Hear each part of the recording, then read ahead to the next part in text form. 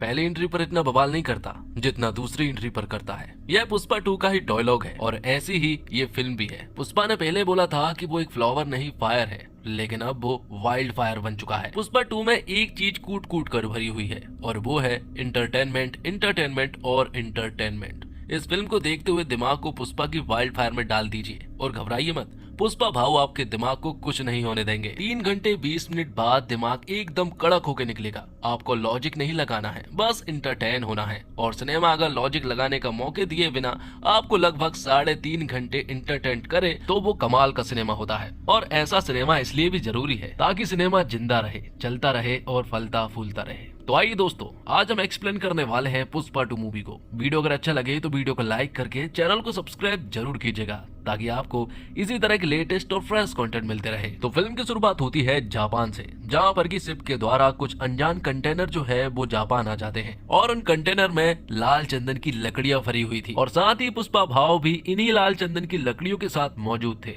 जब जापानियों ने देखा तो उन्होंने पुष्पा भाव को उल्टा टांग दिया था, लेकिन जैसे तैसे पुष्पा भाव ने अपने हाथ छुड़ाए और इन जापानियों से फाइट करने लगे। मालूम चलता है कि दरअसल में इन लोगों ने लाल चंदन की लकड़ियां तो अपने पास रखी, लेकिन कई दिनों से पेमेंट नहीं कर रहे थे, जिस वजह से पुष्पा भाव को ही यहाँ पर आना पड़ा। तो यहाँ पर पुष्पा भाव इन लोगों से एक बहुत ही तगड़ी फाइट करता है, लेकिन आखिर में पुष्पा भाव को गोली लग जाती है और वो समुद्र में गिर जाता है। लेकिन तभी मालूम चलता है कि ये महज एक सपना था। तो अब मालूम चलता है कि पुष्पा भाव सिंडिकेट का लीडर बन चुका है और लाल चंदन की लकड़ियों को कहां पर भेजा जाना चाहिए ये सब कुछ पुष्पा डिसाइड करता है। पुष्पा तो पूरी तरह से राज ही कर रहा था, लेकिन उसके बहुत सारे दुश्मन भी हैं। उनमें से पहले नंबर का दुश्मन है भंवर सिंह शेखावत, जो कि आईपीएस है। फिल्म के पहले भाग में पुष्पा ने शेखावत को नंगा दौड़ाया था, तो अपनी बेइज्जती का बदला लेने के लिए शेखावत कुछ भी कर सकता है, इसलिए वो एक प्लान बनाता है। जब पुष्पा के लड़के जंगल में जाकर लाल चंदन की लकड़ियों को काटने जाते हैं तो यहाँ पर भंवर सिंह शेखावत भी मजदूर के रूप में उनके साथ मिल जाता है और जब वो वहाँ पहुंचा तो इन सभी को प्लान बनाकर अरेस्ट कर लिया था, क्योंकि लाल चंदन की तस्करी में हमेशा पुष्पा बच जाया करता था क्योंकि उनके पास कोई भी सबूत नहीं थे। शेखावत इन मजदूरों को बुरी तरह से मारता है और इन सभी 230 मजदूरों को जेल में डाल देता है, जिसके बाद एंट्री होती है पुष्पा भाव की, जो कि पुलिस स्टेशन पहुंचते हैं। लेकिन वहां पर शेखावत मौजूद नहीं था, लेकिन कुछ इंस्पेक्टर मौजूद थे। यहाँ पर पुष्पा भाव सारे मजदूरों को लेने के लिए नहीं आए थे, बल्कि सिर्फ और सिर्फ सीनू को लेने के लिए आए थे, क्योंकि आज उसकी शादी है। जब पुष्पा यहाँ से सीनू को ले जाने लगा तो उसने देखा कि सीनू के ऊपर बहुत सारे चोट के निशान हैं। जब उसने अपने सारे मजदूरों को देखा तो उसका दिमाग खराब हो गया, क्योंकि पुष्पा के सारे मजदूरों को शेखावत ने जंगल में बुरी तरह से मारा पीटा था, जिस वजह से वो बुरी तरह से इंजर्ड थे। ये देखकर पुष्पा भाव पुलिस इंस्पेक्टर से कहता है कि इन लोगों पर शेखावत सर ने हाथ उठाया है, इसका मतलब कि आपने पुष्पा के ऊपर हाथ उठाया है, इसलिए वो यहाँ से इन सभी को लेकर जा रहा है। ये देखकर इंस्पेक्टर और बाकी पुलिस वाले कहते हैं कि अगर आप इन सभी लोगों को लेकर चले जाएंगे तो साथ ही हमारी नौकरी भी चली जाएगी। ये सुनकर पुष्पा भाव इनसे कहता है कि आज से तुम्हारे रिटायरमेंट तक जितना भी पैसा तुम जोड़ने वाले हो उन सारे पैसों को वो देगा, मतलब कि आज तुम्हारा रिटायरमेंट हो रहा है। पुष्पा उन सभी का रिटायरमेंट कर देता है और जब शेखावत पुलिस स्टेशन पहुंचा तो वहां पर कोई भी मौजूद नहीं था। वो समझ गया था कि सभी को पुष्पा भाव ने खरीद लिया है। तो इस तरह से पुष्पा भाव इलीगल काम तो करता है, लेकिन वो अपने मजदूरों का बहुत ज्यादा ख्याल रखता है और साथ ही वो अपनी बीबी श्रीवल्ली से भी बहुत ज्यादा प्यार करता है। अब अगले दिन हम देखते हैं कि श्रीवल्ली जब मंदिर में पूजा करने के लिए जाती है और भगवान की मूर्ति के लिए जब कुछ गहने और मुकुट लेकर जाती है तो उसी मंदिर में पुष्पा का सौतेला भाई मुरली भी मौजूद था और वो यहाँ श्रीवल्ली से कह रहा था कि आप पूजा तो करवा लोगे, लेकिन क्या तुम्हारे पास खुद का गोत्र है, खुद का सरनेम है। मुरली उन्हें हमेशा नीचा दिखाता है, लेकिन मुरली की बेटी कावेरी उन्हें पसंद करती है, वो उनके साथ रिश्ता निभाना चाहती है और कावेरी श्रीवल्ली को चाची बुलाती है। लेकिन मुरली कावेरी को उनसे मना करता है कि वो उनसे बात ना करे। तो पुष्पा श्रीवल्ली की सारी बात मानता है और आज पुष्पा सिद्धप्पा के साथ मिलकर सीएम से मिलने वाला था, इसलिए श्रीवल्ली यहाँ पर पुष्पा से कहती है कि अगर तुम जा ही रहे हो तो सीएम के साथ फोटो खिंचा कर लाना, ताकि हम उसे फ्रेम करा कर हॉल में लगाएंगे। पुष्पा ने अपनी पत्नी से वादा कर लिया था, लेकिन जब वो वहाँ पहुंचा तो वहाँ कुछ और ही हो गया। पुष्पा भले ही सिंडिकेट की ओर से सीएम को फंडिंग देता है, लेकिन सीएम यहाँ पर पुष्पा के साथ फोटो क्लिक नहीं करवाता है। उनका मानना ये है कि जूती जो है वो पैर में ही रहना चाहिए, उन्हें हाथ में नहीं पहना करते। साथ ही उन्होंने श्रीवल्ली के बारे में भी 1-2 बातें बोल दी थी। ये देखकर यहाँ पर पुष्पा को बिल्कुल भी अच्छा नहीं लगा था। बाहर आने पर पुष्पा ने सिद्धप्पा से कहा कि अगर आप सीएम होते तो क्या आप भी मेरे साथ फोटो नहीं क्लिक करवाते, जिस पर कि सिद्धप्पा कहता है कि मैं चाहे कुछ भी बन जाऊं, मैं तेरे साथ फोटो जरूर क्लिक करवाऊंगा क्योंकि तू मेरा भाई है। तब यहाँ पर पुष्पा ने उनसे कहा तो फिर सीएम बनने की तैयारी कर लो। पुष्पा सिद्धप्पा से एकदम सीधा सवाल पूछता है कि सीएम बनने के लिए लगभग कितने रुपए की जरूरत पड़ेगी। सिद्धप्पा यहाँ पर कहता है कि लगभग 100 करोड़ रुपए की जरूरत पड़ेगी। पुष्पा यहाँ पर उससे कहता है कि मैं तुम्हें 500 करोड़ दूंगा, लेकिन सीएम तुम्हें ही बनना होगा। जिसके बाद सिद्धप्पा सेंट्रल मिनिस्टर से मिलने के लिए जाता है, क्योंकि पुष्पा ने ही सिद्धप्पा से कहा था कि वो सेंट्रल मिनिस्टर से मिले। सेंट्रल मिनिस्टर का एक भाई भी है और सिद्धप्पा पुष्पा के कहने पर ही सीएम की बात करने के लिए सेंट्रल मिनिस्टर के पास गया था। साथ ही पुष्पा ने उनके पास एक सोफा भिजवाया था जिसके अंदर 25 करोड़ रुपए थे। सिद्धप्पा ने जब ये सारी चीजें देखी तो उन्होंने पुष्पा से कहा कि ये सब कुछ ठीक नहीं है, इस तरह से पैसा बहाना ठीक नहीं है, क्योंकि हमें बचाना होगा, क्योंकि 500 करोड़ रुपए ऐसे ही नहीं मिल जाते। लेकिन पुष्पा के पास कुछ प्लान थे जो कि वो सिद्धप्पा को बताता है। वो कहता है कि अब पुष्पा नेशनल नहीं रहा बल्कि इंटरनेशनल हो गया है। लाल चंदन की लकड़ियों की डील वो सिर्फ मुर्गन से किया करता था, जिसके बदले में उसे 1 टन पर सिर्फ 1.5 करोड़ रुपए मिला करते थे। लेकिन अगर वो इस डील को विदेश में लेकर जाए तो उसे 2 से 2.5 करोड़ रुपए मिल सकता है प्रत्येक टन पर। तो ज्यादा देर ना करते हुए पुष्पा जो है वो तुरंत ही विदेश पहुंचता है, जहां पर कि उसकी मुलाकात होती है एक बहुत बड़े बिजनेसमैन से। वहां वो लाल चंदन की लकड़ियों की डील करता है और उसे 2000 कुंटल लकड़ियों को उन्हें देना था। बदले में पुष्पा को 5000 करोड़ रुपए मिलने वाले थे। तो अगर पुष्पा 5000 करोड़ रुपए कमाना चाहता है तो उसे 2000 करोड़ लाल चंदन की लकड़ियों की जुगाड़ करनी होगी। तब वो अपने सिंडिकेट के सारे मेंबर को एक्टिव कर देता है और उनसे कह देता है कि सारे जगह से मुझे लाल चंदन की लकड़ियां चाहिए हैं। तो सिंडिकेट के सारे मेंबर जो हैं वो लाल चंदन की लकड़ियों की जुगाड़ करने लगते हैं और वो लाकर वो पुष्पा को देने वाले थे। लेकिन तभी एंट्री होती है मंगल सीनू और उसकी वाइफ की। इन लोगों को मालूम चल जाता है कि पुष्पा जल्द ही 2000 कुंटल लाल चंदन की लकड़ियों को बाहर भिजवाने वाला है। वो ये बात शेखावत से जाकर कहते हैं ताकि शेखावत उन्हें जब्त कर ले। साथ ही मंगल सीनू और उसकी वाइफ शेखावत से ये भी कहते हैं कि वो सिंडिकेट के मेंबरों को डराए धमकाए ताकि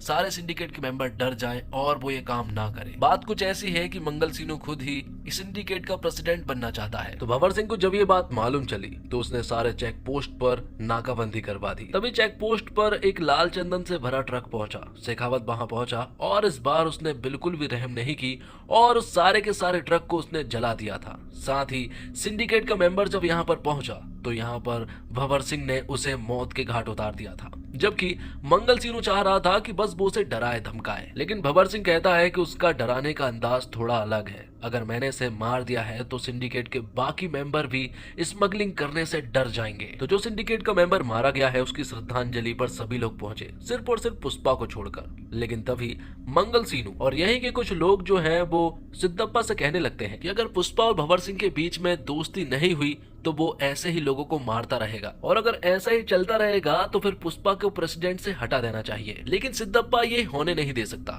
इसलिए सिद्धप्पा तुरंत ही भंवर सिंह के पास पहुंच जाता है और वो उसे कुछ रिश्वत वगैरह देने की कोशिश करता है। वो उसे लगभग 10 करोड़ रुपए दे रहा था, लेकिन भंवर सिंह नहीं मानता है। वो कहता है कि उस रात उसने मुझे नंगा दौड़ाया था, मैं उसे किसी भी हालत में नहीं छोड़ने वाला। तभी यहाँ पर सिद्धप्पा कहता है कि अगर वो तुमसे माफी मांग ले और सभी के सामने सॉरी कह दे, क्या तुम तब उसे माफ कर पाओगे? ये सुनने के बाद भंवर सिंह तुरंत ही होकर कह देता है और कहता है कि पार्टी का इंतजाम करो ताकि सभी के सामने पुष्पा उससे माफी मांग सके। तो पार्टी के दिन सभी लोग यहाँ पर पहुंच जाते हैं। सभी लोगों को ये देखना था कि आखिर पुष्पा भंवर सिंह से माफी मांगता है या फिर नहीं, क्योंकि पुष्पा आज तक नहीं झुका है। क्या वो आज झुकने वाला था? तो पुष्पा सिद्धप्पा, श्रीवल्ली और कटलेट के कहने पर और सिंडिकेट की भलाई के लिए यहाँ पर उससे माफी मांगने के लिए कह देते हैं। पुष्पा भी बहुत ज्यादा शराब के नशे में था, इसलिए वो सभी के सामने भंवर सिंह से माफी मांग लेता है। ये सुनकर भंवर सिंह बहुत ज्यादा खुश हो जाता है, यहाँ तक कि उसने तो ये आवाज रिकॉर्डिंग तक कर ली थी और यही बार बार सुन रहा था। लेकिन जब पुष्पा घर वापस जा रहा था तब उसे बहुत ही ज्यादा अजीब लगा और पार्टी के सारे लोग शॉक्ड थे कि आखिर पुष्पा ने सॉरी कैसे बोल दिया। पुष्पा को इतना ज्यादा बुरा लगा था कि वो तो आईने में अपनी शक्ल भी नहीं देख पा रहा था। उसे इतनी तेज गुस्सा आती है कि वो सभी को सड़क पर ही छोड़ देता है और कार को वापस घुमाकर उसी पार्टी में वापस पहुंच जाता है जब भंवर सिंह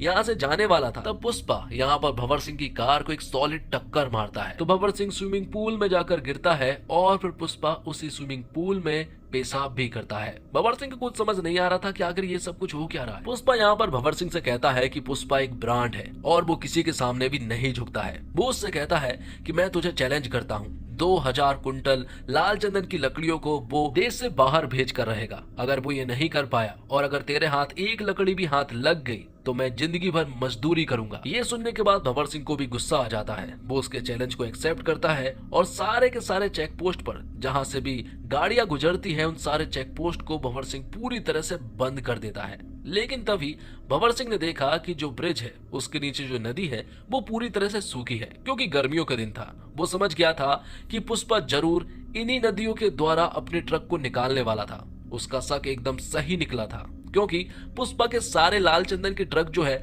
वो नदियों के द्वारा ही बाहर जा रहे थे। तो पुलिस की जीप इन्हें कई बार पकड़ने की कोशिश करती है लेकिन वो नहीं पकड़ पाते हैं। लेकिन आखिर में भंवर सिंह जो है वो इनके ट्रक के सामने आ जाता है और एक बड़ी सी शॉट गन लेकर इनके ऊपर फायरिंग करता है। तभी कटलेट जो है वो पुष्पा के पास कॉल करके ये सारी जानकारियां बताता है। पुष्पा कहता है कि तुम वहां से कूद जाओ, जितने भी ट्रक है सारे ड्राइवर को वहां से बाहर निकालो, मुझे किसी भी इंसान की जान को खतरे में नहीं डालना है। यहाँ पर कटलेट जब उसकी बात सुनता है तो सारे ड्राइवर को लेकर यहाँ से चला जाता है और भंवर सिंह इनके ऊपर फायरिंग कर रहा था और ट्रक में जितनी भी लाल चंदन की लकड़ियां थी वो उन्हें भी जब्त कर लेता है। ये देखकर भंवर सिंह, मंगल सीनू और उसकी वाइफ को बहुत ही ज्यादा अच्छा लगा था। वो तो एंजॉय कर रहे थे। मीडिया के सामने उन्होंने सारी बात कह भी दी थी कि ये सारी लाल चंदन की लकड़ियां पुष्पा की है। लेकिन थोड़ी देर के बाद मालूम चला कि वो सारी लाल चंदन की लकड़ियां नॉर्मल लकड़ियां हैं, मतलब कि यहाँ पर भंवर सिंह फूल बन गया था। पुष्पा ने उसके पास एक फूल भी भेजा था, लेकिन भंवर सिंह कहता है कि मैं अकेला फूल नहीं बना हूँ, बल्कि मंगल सीनू और उसकी वाइफ भी फूल बनी है, मतलब कि हम तीनों ही फूल बने हैं। पुष्पा यहाँ उससे कहता है कि पुष्पा नाम सुन के फ्लावर समझे क्या? फ्लावर नहीं है वो, बल्कि वाइल्ड फायर है। साथ ही सारे में उसने ये भी कह दिया था कि जल्द ही वो इस सारी लाल चंदन की लकड़ियों को बॉर्डर क्रॉस करवाने वाला है। अगर तुम इन्हें रोक सकते हो तो रोक लो। तभी पुष्पा, श्रीवल्ली और पूरी फैमिली जो है वो माता काली के एक फेस्टिवल में पहुंचते हैं। वहां पर श्रीवल्ली को अचानक से चक्कर आने लगते हैं और मालूम चलता है कि श्रीवल्ली प्रेग्नेंट है। ये देखकर पुष्पा जो है वो काली माता का गेटअप धारण कर लेता है और फिर काली माता का एक सॉलिड तांडव करता है। ये सीन इतना ज्यादा शानदार है दोस्तों कि रोंगटे खड़े कर देता है। श्रीवल्ली यहाँ पर पुष्पा से कहती है कि आखिर ये तुम क्या कर रहे हो, जिस पर कि पुष्पा कहता है कि मेरी एक इच्छा है, मैं काली माता से लड़की चाहता हूँ, क्योंकि अगर लड़का हुआ तो उसे भी सरनेम देना पड़ेगा, लड़की हुई तो वो किसी दूसरे घर जाकर उसे कोई दूसरा सरनेम मिल जाएगा। तभी इसी जगह पर हम देखते हैं कि कुछ लोग जो हैं वो पुष्पा की भतीजी के साथ मिसबिहेव कर रहे थे, वो उसके साथ बदतमीजी कर रहे थे। ये देखकर पुष्पा को बहुत तेज गुस्सा आ जाता है और वो इन लोगों से फाइट करना स्टार्ट कर देता है। ये सारे एक्शन सीक्वेंस बहुत ही कमाल के थे, क्योंकि सारे एक्शन इमोशन से भरे थे। लेकिन तभी यहाँ पर मुरली आ जाता है और वो पुष्पा से कहता है कि अगर तुम ये सब कुछ कर दोगे तब भी तुम्हें तुम्हारे बाप का नाम नहीं मिलेगा। तुम्हें ऐसा लग रहा है कि तुम हमारे साथ हो जाओगे, ऐसा कुछ भी नहीं हो सकता। तुम हमेशा अनाथ थे और हमेशा रहोगे, तुम्हारा कोई भी नहीं हो सकता है। श्रीवल्ली को जब ये सारी बातें सुनाई थी तो उसने यहाँ पर मुरली को बहुत ही ज्यादा चिल्लाया। बाद में कावेरी के साथ जिन लोगों ने बदतमीजी की थी और मिसबिहेव किया था उन लोगों को मुरली ने अधगंजा करवा दिया था। अब आगे हम देखते हैं कि मंगल सीनू और उसकी बीबी और भंवर सिंह शेखावत सीएम के पास पहुंचे। उन्होंने उन्हें बताया कि अगर ये लाल चंदन की लकड़ियां बॉर्डर क्रॉस कर जाती है तो तुम्हारी सीएम की गद्दी भी खतरे में है, क्योंकि उससे 2000 से 5000 करोड़ रुपए की फंडिंग आने वाली है और ये सारी फंडिंग के द्वारा आप सीएम से हट सकते हैं। तब सीएम उन्हें तुरंत ही आदेश दे देता है कि वो लाल चंदन की लकड़ियों को बॉर्डर क्रॉस कर जाने से रोके। तो ये सारी लाल चंदन की लकड़ियां रामेश्वरम से होते हुए श्रीलंका जाने वाली थी, क्योंकि रामेश्वरम से श्रीलंका सिर्फ और सिर्फ 18 किलोमीटर की दूरी पर है। तब भंवर सिंह शेखावत यहाँ पर पहुंच तो जाता है, लेकिन वो लाल चंदन की लकड़ियों को पकड़ नहीं पाता है, क्योंकि ये सारी शिप के नीचे मौजूद थी, जिस वजह से भंवर सिंह शेखावत इनका पीछा भी करता है, लेकिन वो उन्हें नहीं पकड़ पाता है। तो माल डिलीवर हो जाने के बाद बहुत सारा पैसा आता है। इन सारे पैसों को देखकर पुष्पा खुश हो जाता है। इन सभी पैसों को एमएलए के लिए सारे सोफे के अंदर भरा जाता है और सारे सोफों को एमएलए के पास भेज दिया जाता है, मतलब कि सारे के सारे एमएलए अब पुष्पा ने खरीद लिए थे। तो भंवर सिंह शेखावत का अब बहुत ही ज्यादा बुरा हाल था, क्योंकि अब उसके हाथ में कुछ भी नहीं था। अब तो उसका ट्रांसफर होना भी एकदम तय है, क्योंकि अब उनके पास सरकार भी नहीं रहेगी, सरकार भी पुष्पा की हो जाएगी। तो भंवर सिंह के पास जो नकली लाल चंदन की लकड़ियां हैं वो उनमें आग लगा देता है, और उसने काफी शराब पी हुई थी तो वो वहीं पर रुक जाता है, जिससे कि ब्लास्ट हो जाता है और भंवर सिंह शेखावत मारा जाता है। हालांकि उसकी डेड बॉडी को बताया नहीं गया और ना ही ये बताया गया कि वो मारा गया है। और फिर कुछ दिनों के बाद हम देखते हैं कि सीएम अब बदले जा चुके हैं। अब सीएम सिद्धप्पा बन चुका था सिर्फ और सिर्फ पुष्पा की वजह से, क्योंकि उसने सारे एमएलए खरीद लिए थे। और जैसा कि पुष्पा ने वादा किया था कि 24 जुलाई को उसके घर पर सीएम खुद आएंगे और वो उसके साथ खाना भी खाएंगे और फोटो भी खिंचाएंगे। तो आज 24 जुलाई थी, सिद्धप्पा यहाँ आता है, फोटो खिंचाता है और सिद्धप्पा श्रीवल्ली से कहता है कि तुम्हारी फोटो की वजह से मैं सीएम बना हूँ। और पुष्पा ने आज का दिन इसलिए सिलेक्ट किया क्योंकि आज श्रीवल्ली का जन्मदिन था, इसलिए यहाँ पर एक छोटा सा सेलिब्रेशन होता है, सभी लोग इसे सेलिब्रेट करते हैं। तो भले ही सिद्धप्पा सीएम जरूर बन चुका था, लेकिन पूरे राज्य पर पुष्पा राज कर रहा था। सभी लोग उसे बहुत ज्यादा मानने पूजने लगे थे। और फिर एक दिन पुष्पा की भाभी मतलब कि मुरली की पत्नी जो है वो पुष्पा के घर आती है। वो उन्हें बताती है कि कावेरी को कुछ लोगों ने किडनैप कर लिया है और वो बदले में 2 करोड़ रुपए मांग रहे हैं, और अगर उन्हें नहीं दिए तो वो कावेरी को मार डालेंगे। ये बात जब पुष्पा को मालूम चली तो वो पहले तो न्यूज चैनल वालों के पास गया। वहां लाइव आकर उसने उन लोगों से कहा कि अगर मेरी भतीजी कावेरी को कुछ भी हुआ तो वो उन्हें रप्पा रप्पा करके जान से मार डालेगा। उनके पास सिर्फ और सिर्फ 1 घंटा है, 1 घंटे के अंदर अगर वो उसे सौंप देते हैं तो वो उन्हें रहम की भीख दे देगा। ये बातें सिद्धप्पा और सेंट्रल मिनिस्टर को भी मालूम थी, लेकिन यहाँ पर एक बात मालूम चलती है, जिन लोगों ने उसे किडनैप किया है वो कोई और नहीं बल्कि सेंट्रल मिनिस्टर का भाई का बेटा होता है, मतलब कि सेंट्रल मिनिस्टर का भतीजा। इसलिए यहाँ सेंट्रल मिनिस्टर सिद्धप्पा से पुष्पा के पास कॉल करवाता है। वो लोग पुष्पा से कहते हैं कि वो सेंट्रल मिनिस्टर का भतीजा है, इसलिए वो उसके साथ कुछ भी ना करे, हम उससे जल्द से जल्द कांटेक्ट कर लेंगे और वो कावेरी को छोड़ देगा। अगर वो उसके साथ कुछ कर भी दे तब भी तुम्हें कुछ नहीं करना है। लेकिन पुष्पा कहता है कि मुझे कोई भी फर्क नहीं पड़ता है, सेंट्रल मिनिस्टर भाड़ में जाए और सिद्धप्पा सीएम भी भाड़ में जाए, मुझे किसी से भी कोई भी लेना देना नहीं है। तो सेंट्रल मिनिस्टर का भतीजा 10 करोड़ रुपए पुष्पा से मांग रहा था और अकेले ही पुष्पा को उसके अड्डे पर बुला रहा था। पुष्पा मान जाता है और हेलीकॉप्टर से वो वहां पहुंच भी जाता है। यहाँ पर पहुंचकर सबसे पहले तो वो शॉट गन से फायर करता है, लेकिन बाद में मिनिस्टर का भतीजा पुष्पा से कहता है कि तेरी भतीजे के ऊपर भी गन पॉइंट है, इसलिए तुझे थोड़ा ठंडा रहना पड़ेगा। तो यहाँ पुष्पा उन्हें गन दे देता है और बाद में ये लोग पुष्पा को बुरी तरह से मारने लगते हैं। इन्हें बहुत अच्छे से मालूम है कि पुष्पा के हाथ बंधे रहने के बावजूद ये कमाल कर सकता है और सभी को बुरी तरह से मार भी सकता है, इसलिए इस बार वो बिल्कुल भी रिस्क नहीं लेते हैं। इस बार वो उसके हाथ बांधते हैं, पैर भी बांधते हैं और फिर वो लोग कावेरी की इज्जत पर हाथ भी डालने लगते हैं। ये देखकर पुष्पा को बहुत ही तेज गुस्सा आया था और फिर वो उड़ उड़कर इन्हें मुंह से काट काट कर बुरी तरह से मार डालने लगता है। दोस्तों ये एक्शन सीक्वेंस बहुत ही कमाल के थे। पुष्पा 2 अगर एक बहुत ही बड़ी सुपरहिट फिल्म होती है और अगर किसी से पूछा जाए कि आपको फिल्म में सबसे अच्छा क्या लगा तो वो इसी फाइट एक्शन सीक्वेंस के बारे में बताएगा। ये सारे एक्शन सीक्वेंस रोंगटे खड़े कर देने वाले थे क्योंकि इन सारे एक्शन में इमोशन मौजूद थे। तो मिनिस्टर का भाई भी वहां पहुंच चुका था, तो पुष्पा ने मिनिस्टर के भाई समेत भतीजे को भी मार डाला था। ये सारी बातें जब मिनिस्टर को मालूम चली तो वो तो पूरी तरह से पागल हो चुका था। अब अगले सीन में हम देखते हैं कि पुष्पा जब अपने घर होता है तब उसके घर पर मुरली आता है। मुरली को अपनी गलती का एहसास हो गया था, इसलिए वो पुष्पा और पूरी फैमिली से माफी मांगने के लिए आया था। वो कहता है कि मुझे बहुत अच्छे से मालूम चल गया है कि आप ही मेरी फैमिली हो, मैं सिर्फ यहाँ पर कावेरी का कार्ड देने के लिए आया हूँ क्योंकि उसकी शादी होने वाली है और कावेरी ने मुझसे कहा है कि अगर पुष्पा भाव इस शादी में नहीं आते हैं तो मैं मंडप में नहीं बैठने वाली। तब श्रीवल्ली यहाँ पर पुष्पा को बताती है कि सारे कार्ड पर माँ का नाम है और साथ ही तुम्हारा नाम भी है, वो भी पिता समेत। ये देखकर पुष्पा बहुत ज्यादा इमोशनल हो जाता है। उसके बीच आजू बाजू भीड़ लग जाती है उसे चुप करने के लिए, क्योंकि पुष्पा को ऐसा रोता हुआ किसी ने भी बहुत कम देखा था। बाद में पुष्पा भी इन्हें माफ कर देता है और फिर अपनी पूरी फैमिली समेत वो कावेरी की शादी में पहुंचते हैं। सभी लोगों ने एक दूसरे को माफ कर दिया था और अब आगे बढ़ चुके थे और यहाँ मिनिस्टर के घर पर मातम छाया हुआ था क्योंकि मिनिस्टर का भाई और मिनिस्टर का भाई का बेटा जो है वो मारे गए थे। यहाँ पर एक आदमी आता है जिसके हाथ में पार्सल था। जैसे ही वो मिनिस्टर के पास उसे लेकर आता है, अचानक से उसे एक आदमी पहाड़ी पर से ब्लास्ट कर देता है और यहीं पर ये फिल्म खत्म हो जाती है। वो आदमी कौन था ये नहीं बताया गया, लेकिन पुष्पा 3 का अनाउंसमेंट कर दिया गया है जिसका नाम है पुष्पा द रैम्पेज। तो दोस्तों ये पूरी तरह से मास इंटरटेनर है, हर एक फ्रेम इंटरटेनिंग है। लॉजिक के बारे में आप सोचते नहीं, जो पुष्पा करता है उस पर यकीन हो जाता है। एक के बाद एक कमाल के एक्शन सीन आते हैं, बहुत बार सीटी ताली वाले सीन आते हैं। पुष्पा का स्वैग गजब का है। पुष्पा सॉरी बोल देता है, लेकिन पुष्पा तो झुकता नहीं है, और फिर जो होता है उसको बवाल कहते हैं। ये फिल्म ऐसा सिनेमा है कि लोग थिएटर जाने को मजबूर हो जाएंगे। फिल्म की लंबाई अखरती नहीं, बल्कि लगता है कि और कुछ भी होता तो मजा आ जाता।